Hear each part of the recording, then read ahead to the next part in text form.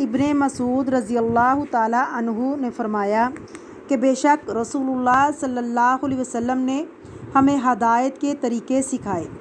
ان ہدایت کے طریقوں میں یہ بات بھی شامل ہے کہ اس مسجد میں نماز ادا کی جائے جس میں اذان دی جاتی ہے، اور ایک روایت میں ہے کہ انہوں نے فرمایا اگر تم نماز اپنے اپنے گھروں میں پڑھو گے، جیسے جماعت سے پیچھے رہنے والا یہ شخص اپنے گھر میں پڑھ لیتا ہے، تو تم اپنے نبی کی سنت چھوڑ دو گے، اور اگر نبی کی سنت چھوڑ دو گے تو تم گمراہ ہو جاؤ گے۔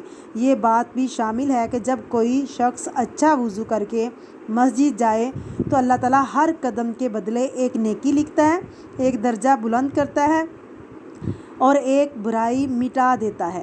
جماعت سے سوائے کھلے منافق کے کوئی پیچھے نہیں رہتا۔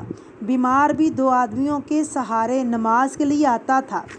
اسے مسلم نے روایت کی ہے۔